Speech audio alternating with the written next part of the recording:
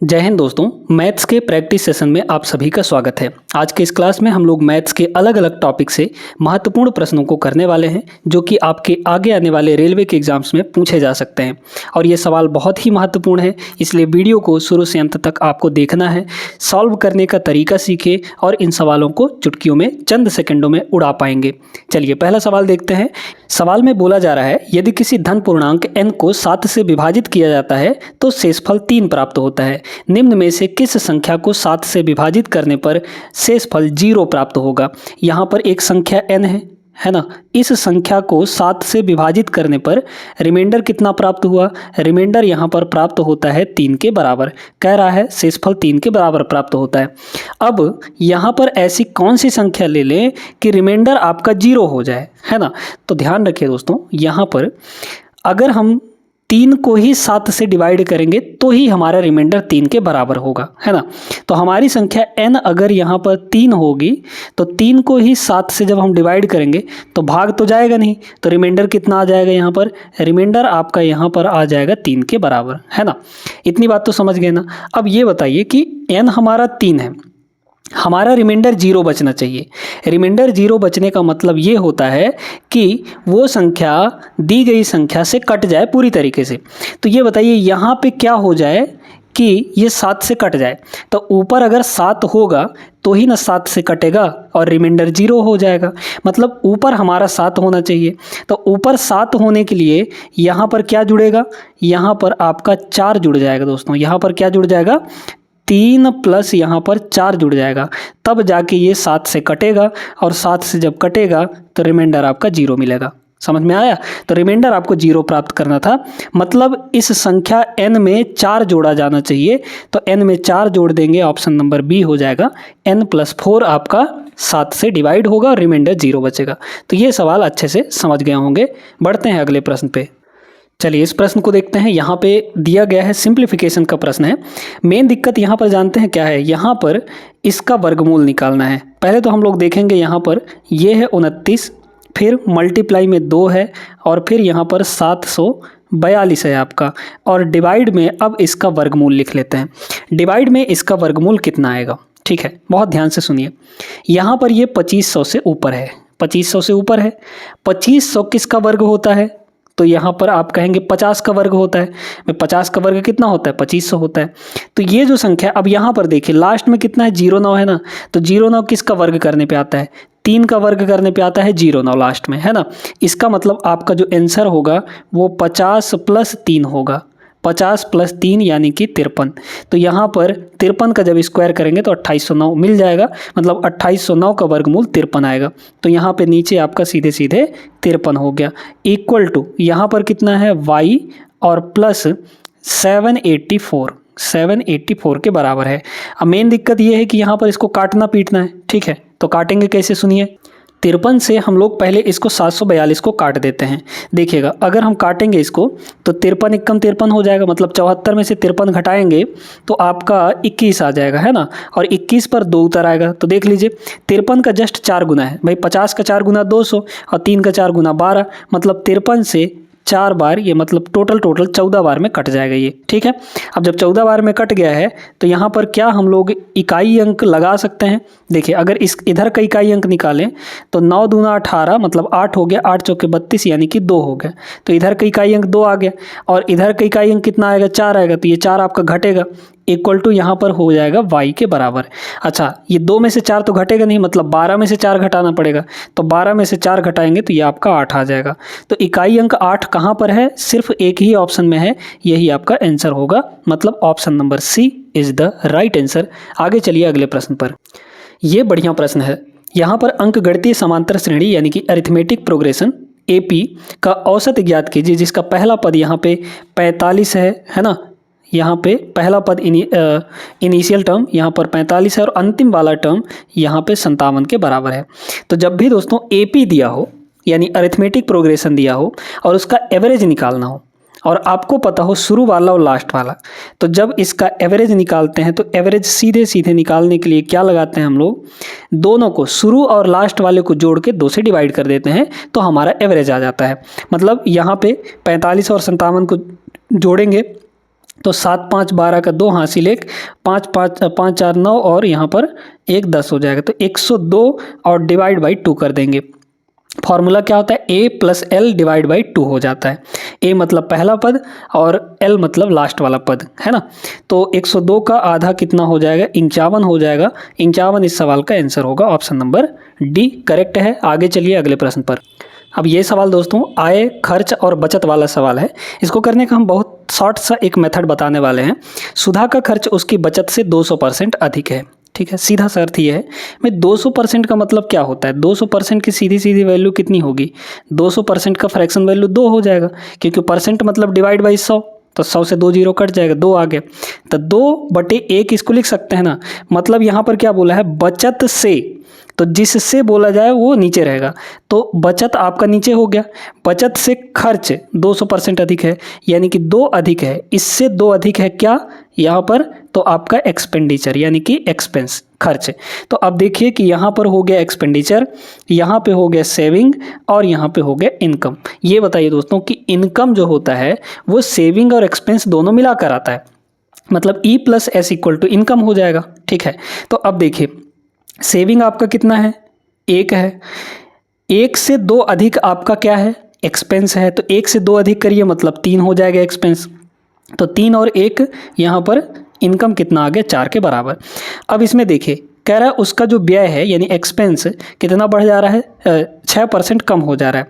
तो एक्सपेंस जो है 6% कम को हम लोग माइनस से दिखाएंगे, और बचत जो है 26% बढ़ जाता है। तो सेविंग यहाँ पर क्या हुआ, 26% बढ़ गया, 26% यहाँ पर बढ़ गया। तो मान लीजिए कि इनकम जो है वो x% यहाँ पे बढ़ जाता है। ठीक है, तो x की वैल्यू, इसी x की वैल्यू हमको निकालनी है। कैसे होगा, आपको कुछ नहीं करना। देखिए यहाँ क्या करेंगे, 3 का 6 से गुणा करेंगे तो 6 3 का 18, मतलब माइनस का 18 आएगा, है ना, माइनस का 18। फिर यहाँ देखिए 1 को 26 से गुणा करेंगे तो प्लस का 26 आ जाएगा, तो यहाँ हो गया प्लस का 26%। और इक्वल टू भाई इन दोनों का सम जो है इसके बराबर होगा, तो 4 इंटू एक्स यानी कि 4x हो जाएगा। तो यहाँ से देख लीजिए 26 माइनस 18 यानी कि 8% होगा, 8% और डिवाइड बाई यहाँ पे आ जाएगा 4। तो 8/4 होगा ना, है ना। यहाँ पर कितना हो जाएगा, 8/4 और यही हो जाएगा x। तो यहाँ से कितना आ गया, x का वैल्यू सीधे सीधे 2%, मतलब 2% यहाँ पर उसका आय जो है वो बढ़ा है। Option number C correct answer हो जाएगा। उम्मीद करते हैं अच्छे से क्लियर हो गया होगा। चलते हैं अगले सवाल पर। अगला सवाल बहुत ही तगड़ा सवाल है, ये आपका ट्रेन वाला सवाल है ना। 372 मीटर लंबी ट्रेन विपरीत दिशा में 6.9 किलोमीटर पर आवर की गति से चल रहे एक व्यक्ति को 24 सेकंड में पार करती है। ठीक है, तो यहाँ पर ट्रेन की गति कितनी होगी ये बताना है। देखिए दोस्तों यहाँ पर ये किलोमीटर पर आवर है ना, तो इसको बदल दीजिए किस में, मीटर पर सेकंड में, है ना। इसको किस में बदल देते हैं, मीटर पर सेकंड में बदल देते हैं। तो जब मीटर पर सेकंड में बदलेंगे, या फिर अभी एक काम करते हैं, रहने देते हैं। ठीक है, देखिए अब हम यहाँ पर जानते हैं कि मान लीजिए कि ट्रेन आपकी इधर जा रही है और विपरीत दिशा में एक व्यक्ति चल रहा है इतने के स्पीड से। तो हमारा जो व्यक्ति है वो इधर की तरफ चल रहा है किस स्पीड से, 6.9 kmph के स्पीड से। ये किलोमीटर पर आवर में, यूनिट का बहुत ध्यान रखना होता है। अच्छा 24 सेकंड में पार कर जाती है ना। तो ये बताइए कि दोनों ये विपरीत दिशा में चल रहे हैं, इसकी स्पीड हम लोग x मान लेते हैं, दोनों जो है विपरीत दिशा में चल रहे हैं। तो जब विपरीत दिशा में चलते हैं तो रिलेटिव स्पीड जुड़ जाता है ना, प्लस हो जाता है। लेकिन जब एक ही दिशा में चलेंगे तो रिलेटिव स्पीड घट जाएगा यानी माइनस हो जाएगा। तो यहाँ पर जो रिलेटिव स्पीड है वो कितना होगा, इसकी स्पीड, ट्रेन की स्पीड x है, और यहाँ पर इसकी व्यक्ति की स्पीड कितनी है, यहाँ पर 6.9 है, दोनों जुड़ जाएगा। और ये जो स्पीड है ये क्या होता है, डिस्टेंस अपॉन टाइम। अब आपको एक चीज़ बताते हैं, यहाँ पर ये जो ट्रेन है ये जब किसी व्यक्ति को, किसी खंभे को पार करती है तो अपनी लंबाई के बराबर ही दूरी तय करती है, यानी अपनी लंबाई के बराबर ही डिस्टेंस कवर करेगी। तो यहाँ पर ये बताइए कि अब उसकी लंबाई कितनी है, यहाँ पर 372 है, तो यहाँ पे हो जाएगा 372, इतनी ही दूरी तय करेगी, मतलब ये डिस्टेंस हो गया। और ये मीटर में है, तो इसको किस में बदल लेंगे, किलोमीटर, या फिर अभी रहने दीजिए, डिवाइड बाई यहाँ पर सेकंड है ना, divide by time, distance upon time, कितने सेकंड में, 24 सेकंड में। तो ये हो गया। इधर वाला जो चीज़ आया है वो किलोमीटर पर आवर में है, लेकिन ये मीटर पर सेकंड में, तो इसको भी किलोमीटर पर आवर में चेंज कर लीजिए। किलोमीटर पर आवर में चेंज करने के लिए हम लोग यहाँ पे 18/5 से मल्टीप्लाई कर देते हैं, तो ये किलोमीटर प्रति घंटा में बदल जाएगा। अब सॉल्व करके सीधे सीधे x की वैल्यू निकाल लीजिए, क्योंकि ट्रेन की गति हमको पूछी गई थी, है ना। देखिए कितना होगा, यहाँ पर 6 से अगर काटेंगे तो 6 × 3 = 18 और ये हो जाएगा 6 × 4 = 24, है ना, इतना हो गया। अच्छा, ये हो जाएगा आपका 2 से अगर काट देंगे तो ये हो जाएगा 2, और 2 से इसको काटेंगे तो ये हो जाएगा 2 × 1 = 2, है ना, फिर बचा 1, तो 2 × 8 = 16, है ना, 2 × 8 = 16, फिर बचेगा 1, तो 2 × 6 = 12 हो जाएगा। मतलब यहाँ पर अगर ऊपर देखा जाए 3 से इसको मल्टीप्लाई करेंगे तो 18, यहाँ पे 6 × 3 = 18 का यहाँ पे 8 हो जाएगा, और 18 × 3 = 54, 54 × 1 = 55 हो जाएगा। तो 55 / 10, है ना, यहाँ पे 558 / 10, तो डिवाइड बाई 10 इतना हो जाएगा, ठीक है।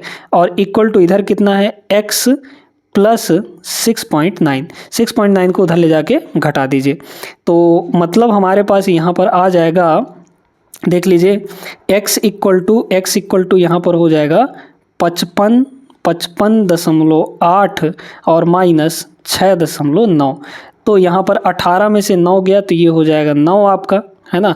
और यहाँ पे क्या बचा, अब आपका कितना 54 में 6 गया तो यहाँ पे 48 हो जाएगा।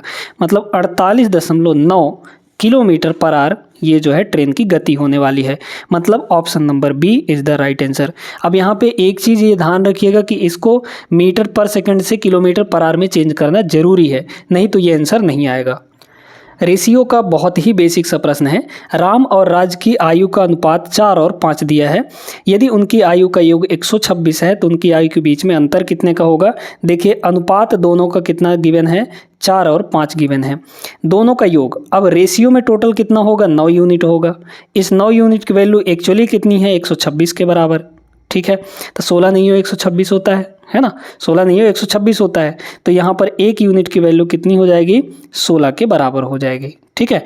वैसे भी देख सकते हैं यहाँ पर 9 × 1 = 9, 9 × 3 = 12, ठीक है, 3 हो जाएगा ना, 9 से नहीं कट, 9 × 4 = 14, 14, 14, ठीक है। यहाँ पर कितना आ जाएगा, 14 के बराबर आ जाएगा, ठीक ना, तो 14 हो गया।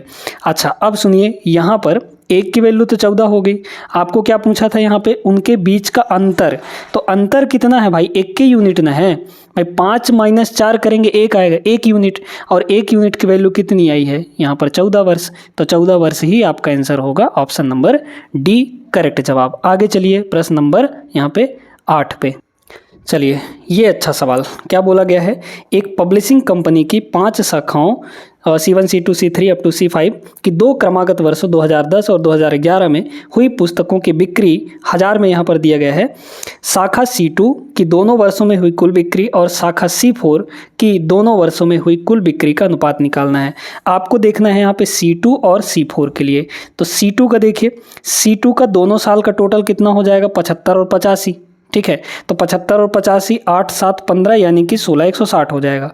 तो यहाँ पे 160 हो गया, है ना, ये 160 हो गया यहाँ पर, तो 160 हो गया ये C2 का। C4 का देख लीजिए, तो C4 का टोटल कितना होगा यहाँ पर, ये और ये, तो मतलब 95, 500, 140 हो गया, तो यहाँ पे हो गया 140। बस इन्हीं दोनों का तो रेशियो पूछा था। बहुत आसान से प्रश्न इसमें पूछे जाते हैं।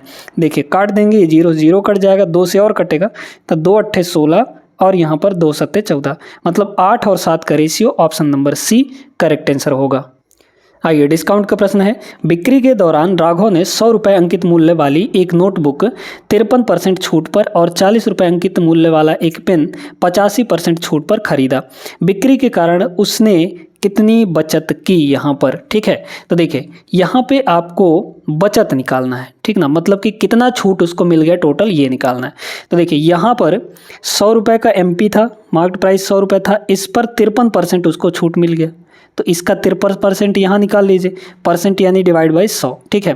प्लस यहाँ तो मिल गया किसमें, नोटबुक में इतना छूट मिल गया, प्लस अब ये पेन पे देख लीजिए, पेन का अंकित मूल्य 40 है, तो यहाँ पे 40 पे 85% का छूट है ना, 85%, तो 85 यहाँ पे डिवाइड बाई आपका 100 हो जाएगा। ये टोटल उसका बचत आएगा, निकाल लीजिए बचत कितना होगा।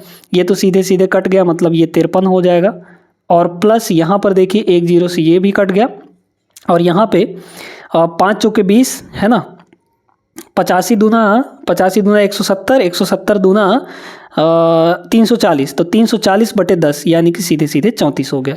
दोनों को जोड़ लेंगे, 4 3 7 5 3 8 यानी कि 87। तो टोटल 87 रुपये उसने बचत किया, इतने का टोटल उसको डिस्काउंट मिल गया। समझ में आई? आगे चलिए, इस सवाल को देखिए। मिक्सचर का बहुत ही शानदार प्रश्न। रवि के पास दूध और पानी का मिश्रण यहाँ पे 1418 लीटर है। इस मिश्रण में दूध और पानी का अनुपात 8 और 1 है। रवि को मिश्रण में कितना लीटर पानी मिलाना चाहिए ताकि दूध और पानी का अनुपात यहाँ पर 6 और 5 का हो जाए। यहाँ पे है मिल्क, ध्यान से देखिएगा इसको, है ना, करने का तरीका मिल्क और वाटर है। तो यहाँ पर ये बताइए दोस्तों, पहले दूध और पानी का अनुपात कितना था? मिल्क और वाटर का जो रेशियो था वो 8 और 1 का है। रवि को मिश्रण में कितना लीटर पानी मिलाया जाना चाहिए ताकि दूध और पानी का अनुपात 6 और 5 हो जाए बाद में। अब यहाँ पे कह रहा है कि कितना पानी मिलाया जाना चाहिए। पानी मिलाया जा रहा है, इसका मतलब मिल्क आपका सेम रहेगा, क्वांटिटी, है ना। मिल्क का जो रेशियो है वो सेम रहेगा, बस बदल कौन रहा है? वाटर बदल रहा है, क्योंकि हम मिल्क नहीं मिला रहे हैं ना, तो मिल्क क्यों बदलेगा? देखिए यहाँ मिल्क 8 है, यहाँ मिल्क 6 है, तो इसको बराबर करिए, क्योंकि मिल्क आपका नहीं मिलाया जा रहा है, उसका रेशियो बराबर होना चाहिए दोनों जगह। तो क्या कर सकते हैं हम लोग इसमें, अगर 8 और 6 को अगर बराबर करना चाहें तो 24 कर सकते हैं दोनों को, क्योंकि 8 और 6 कैल्शियम 24 होता है ना। तो इसको 24 बनाना है तो क्या करना पड़ेगा? 3 से मल्टीप्लाई, तो इधर भी 3 से मल्टीप्लाई।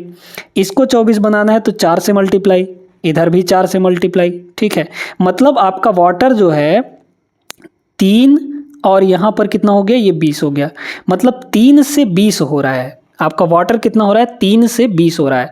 मिल्क तो नहीं बदला, 24 है ना, तो 3 से 20 हो रहा है, मतलब 17 लीटर यहाँ पर 17 यूनिट पानी मिलाया जा रहा है। क्या कह रहा है? 17 यूनिट पानी मिलाया जा रहा है, यानी कि यहाँ से यहाँ देखिए ना भाई, 17 यूनिट ही ना बढ़ा है, 17 यूनिट बढ़ गया, मतलब 17 यूनिट पानी मिलाया जा रहा है। तो अब जो भी आंसर आएगा वो आपका 17 का मल्टीपल होगा दोस्तों, यानी कि 17 का कोई ना कोई गुणा जो होगा। तो बस आपके ऑप्शन में देख लिए 17 का मल्टीपल कौन सा है। एक से अधिक अगर ऑप्शन होंगे 17 के मल्टीपल तो फिर हम आगे और इसका प्रोसेस करेंगे, अदरवाइज एक ही ऑप्शन होगा तो कट जाएगा। 900 को देखिए, नहीं कटेगा ये, है ना भाई। 17 × 5 = 85, 50 हो गया, नहीं कट जाएगा। यहाँ देखिए 17 × 5 = 85, 59 हो गया, तो 17 से नहीं कटता, ये भी नहीं कटेगा। इसको देखिए 17 × 5 = 85, ठीक है, 17 × 5 = 85 और अच्छा पहले इसको काट लेते हैं। 17 × 5 = 85 और बचा 6 तो 68 हो गया, तो 17 × 4 = 68, ये आपका कट गया। ठीक है, 17 से, मतलब 17 का मल्टीपल है ये, इसको काटिए। 17 × 5 = 85 और 7 तो 77 हो जाएगा। 77 जो है 17 से नहीं कटता, मतलब ये ऑप्शन आपका नहीं होगा। तो बस एक ही ऑप्शन है 17 से कटने वाला, 918 ही इसका आंसर हो जाएगा। 17 यूनिट की वैल्यू 918 के बराबर आ जाएगी। समझ में आई बात अच्छे से? उम्मीद करते हैं क्लियर हो गया होगा। चलते हैं अगले प्रश्न पे। इस सवाल को देखें, RPFSI 2024 का, मतलब लेटेस्ट है, अभी अभी ये पूछा गया है ना। देखिए इसमें कह रहा है कि अनुभा ने अपना स्कूटर 82,008 रुपये में बेचा, जिसमें विक्रय मूल्य का 1/6 लाभ हुआ। यहाँ पर आपका 1/6 का मतलब क्या हुआ? विक्रय मूल्य का बोला जा रहा है, तो जिसका बोला जाता है उसकी वैल्यू नीचे रहती है। विक्रय मूल्य का बोला जा रहा है यानी SP आपका नीचे है, और लाभ हो रहा है मतलब ये आपका प्रॉफिट हुआ। ठीक है, तो अब यहाँ पर देख लीजिए कि लाभ प्रतिशत, ध्यान रखिएगा दोस्तों, जो भी लॉस या फिर प्रॉफिट है, यानी कि लाभ और हानि जो है, ये हमेशा CP पर देखा जाता है, यानी कॉस्ट प्राइस पर ही देखा जाता है ना। तो बस यहाँ पे इसका काम यहाँ पर कुछ भी नहीं है, ठीक ना। तो अब देखिए कि यहाँ पर सेलिंग प्राइस कितनी है? 6 है, प्रॉफिट 1 का है, तो CP कितना रहा होगा जिसमें वो 1 का प्रॉफिट लेके 6 में बेच रहा है? तो CP आपका कितना रहा होगा बताइए तो? 5 रहा होगा। CP वैसे भी SP माइनस प्रॉफिट होता है, तो 6 - 1 करेंगे तो 5 आएगा, तो प्रॉफिट आपका CP कितना आ गया? 5 यूनिट आ गया। अब आपको प्रॉफिट परसेंटेज निकालना है। क्या निकालना है? प्रॉफिट परसेंटेज एक्चुअल वाला, है ना, on the basis of SP नहीं, on the basis of CP, यानी कि कॉस्ट प्राइस के बेसिस पे। तो देखिए यहाँ पर प्रॉफिट हो कितना रहा है? 1 का प्रॉफिट किस पर? CP पर, और अब की बार CP है कितना? 5 है, तो 1/5 का प्रॉफिट हो रहा है। परसेंट में इसको कन्वर्ट करेंगे तो 100% से मल्टीप्लाई कर देंगे, ये आपका 20% आ जाएगा। वैसे भी 1/5 की फ्रैक्शन परसेंटेज वैल्यू 20% होती है। Option number C right answer है। आगे चलिए, प्रश्न नंबर यहाँ पे डाला भी नहीं है, जो भी होगा आप देख लीजिएगा। अब इस सवाल में सीधे सीधे आपको सक्सेसिव लगाना है। क्या? एक बाइक की कीमत पहले 21% बढ़ जाती है और बाद में बिक्री में कमी के कारण 34% कम हो जाती है। बाइक की अंतिम कीमत में शुद्ध परिवर्तन कितना होगा? देखिए यहाँ पे पहले 21% बढ़ा, ठीक है, 21% बढ़ा, फिर बाद में क्या हुआ कि 34% उसकी प्राइस कम हो गई, है ना। तो ओवरऑल हमको परसेंटेज निकालना है, कितने की कमी या कितने का इंक्रीमेंट या डिक्रीमेंट हुआ है। तो अब ऐसे में सक्सेसिव लगाते हैं और सक्सेसिव का फॉर्मूला ये होता है a प्लस बी और प्लस ए बी अपॉन 100, ये आपका सक्सेसिव होता है, ठीक है। बस इसी फॉर्मूले में आपको रखना है। तो a प्लस बी मतलब इन a की वैल्यू पॉजिटिव है, ये a है, ये आपका b है, ध्यान रखिएगा इस चीज़ को, है ना। b की वैल्यू लेंगे तो नेगेटिव लेंगे। तो देखिए a कितना है प्लस का 21, b कितना है माइनस का 34, और इन दोनों का हमको मल्टीप्लाई करना है ना, इन दोनों को हमको मल्टीप्लाई करना है। तो प्लस और माइनस का मल्टीप्लाई हुआ तो माइनस आएगा। 21 और 34 का मल्टीप्लाई कर दीजिए, तो 21 और 34 का मल्टीप्लाई करेंगे तो 21 चौक 84 का हो गया 4, बचा 8 आपका, है ना। फिर 21 तियाँ आपका 63, तो 63 और 8 यानी कि 71 हो गया। तो यहाँ पे 71 डिवाइड बाई आपका 100 हो जाएगा, है ना। तो यहाँ हो जाएगा आपका इसमें से इसको घटाएंगे अगर, तो मतलब तो आएगा निगेटिव ही। 34 में से 21 घटा दीजिए तो माइनस का कितना हो जाएगा 3 और 1 यानी कि 13, और यहाँ पर ये है माइनस का आपका कितना 7.18 दोनों माइनस में है। तो 13 और 7 ये आपका 20 हो जाएगा, मतलब 20.18 अच्छा 4 एकम 4 होगा ना भाई, यहाँ पर इन दोनों को मल्टीप्लाई कर रहे थे ना, 84 होगा यहाँ पर, 21 चौक 84 होता है, तो यहाँ पे 0.4 होगा, ठीक है, थोड़ा गलती हो गया था, है ना, तो इसको सुधार लीजिएगा। तो ये आपका 4 होगा, ठीक है। बाकी और सब सही है, बाकी और सब सही है, कहीं पर भी दिक्कत नहीं है। तो यहाँ पे भी 4 हो जाएगा और यहाँ पे भी 4 होगा, मतलब 20.14। और ये माइनस क्या बता रहा है? डिक्रीमेंट बता रहा है, यानी कि कमी होगा। तो ऑप्शन नंबर ए होगा, डिक्रीज होगा, इंक्रीज नहीं होगा। दो ऑप्शन दिए हैं इस तरीके से, एक में डिक्रीज एक में इंक्रीज है, तो ध्यान से इसको करिएगा, है ना। निगेटिव आया है मतलब डिक्रीज होगा, तो ऑप्शन नंबर ए करेक्ट होगा। आइए देखिए इस सवाल को। एलपीजी सिलेंडर की कीमत 456 रुपये से बढ़कर 570 रुपये हो गई, ठीक है। खपत कितना प्रतिशत कम किया जाना चाहिए ताकि एलपीजी सिलेंडर पर खर्च किए जाने वाली राशि समान रहे? अब देखिए यहाँ पे जो खर्च होता है, एक्सपेंस जो होता है वो होता है प्राइस इनटू खपत यानी कंजम्पशन, ये होता है। अब इसको कह रहा है कि ये आपका कांस्टेंट रहेगा, है ना, खर्च समान रहे, सिलेंडर पर किए जाने वाला खर्च समान रहे। तो प्राइस भाई बढ़ेगा तो हमको खपत तो कम करना पड़ेगा, तभी तो हम अपना खर्चा समान रख सकते हैं। तो ये चीज़ आपका हो गया यहाँ पे कांस्टेंट।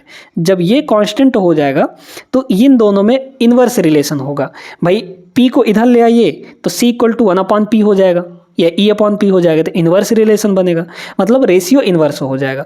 तो पहले कीमत कितना था 456 और बाद में कीमत कितना हो गया, प्राइस आपका 570 हो गया, है ना। तो ये आपका प्राइस हुआ। बताइए रेशियो निकाल लेंगे हम लोग यहाँ से।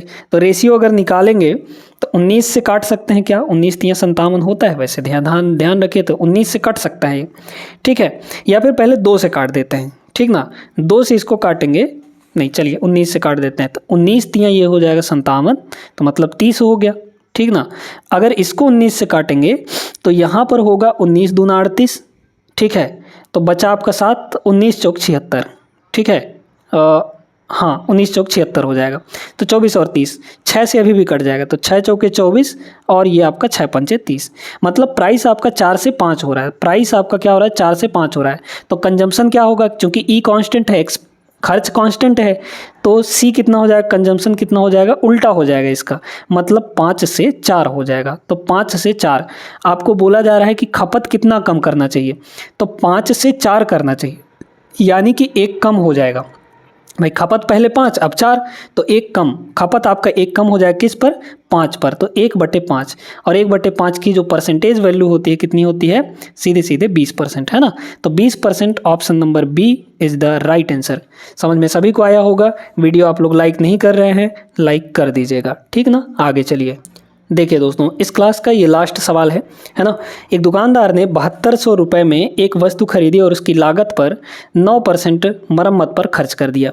उसने इसे राजन को 8100 रुपये में बेच दिया। वस्तु बेचने पर लाभ प्रतिशत क्या थी? ठीक है, देखिए यहाँ पर 7200 रुपया उसने खरीदा, कॉस्ट प्राइस कितनी होगी 7200 रुपये।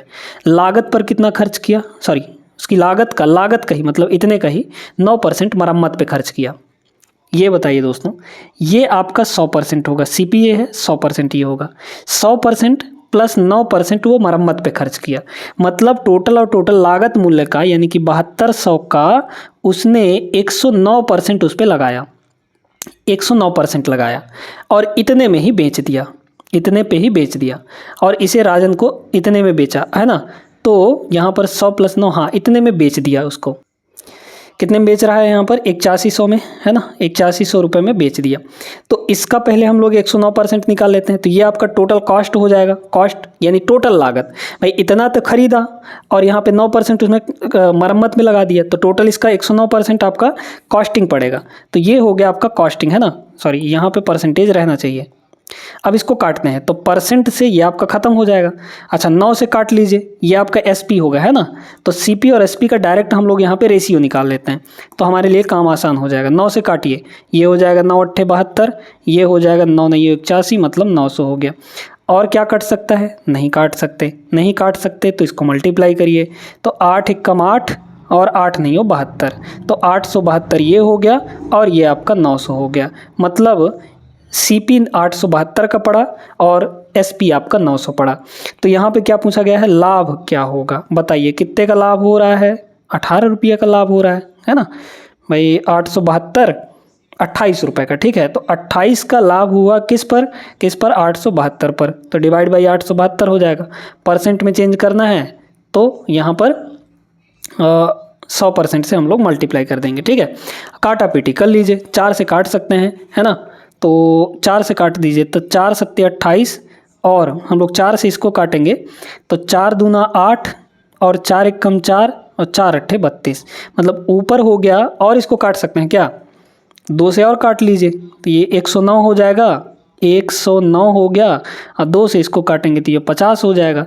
मतलब ऊपर हुआ आपका 7 × 5 = 35, 350 और डिवाइड बाई नीचे हो जाएगा 109, तो 350 / 109 मतलब 3 पॉइंट और बचा कितना, देखिए यहाँ पे 350 है ना, तो 350 में 109 घटा दीजिए तो बचेगा 41, तो 41 हो गया, 41 मतलब 410, तो 410 यानी कि 3 पॉइंट यहाँ पर कितना हो जाएगा 109, 4 बार जाएगा और, है ना, मतलब 4 बार नहीं, मतलब लगभग 4 बार, तो 3.4, 3 पॉइंट यहाँ पर 1 सेकंड 3 पॉइंट, अच्छा कुछ गलती कर रहे हैं हम लोग यहाँ पे, अच्छा हाँ 1 सेकंड 410 नहीं होगा, यहाँ पर थोड़ा सा मिस्टेक हो गया दोस्तों।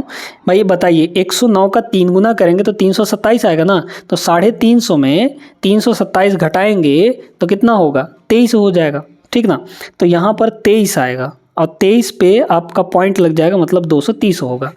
तो 109 का डबल, हाँ 109 का डबल मतलब 3.2, तो 3.2 कहाँ है, ऑप्शन नंबर A में, ये आपका आंसर होगा।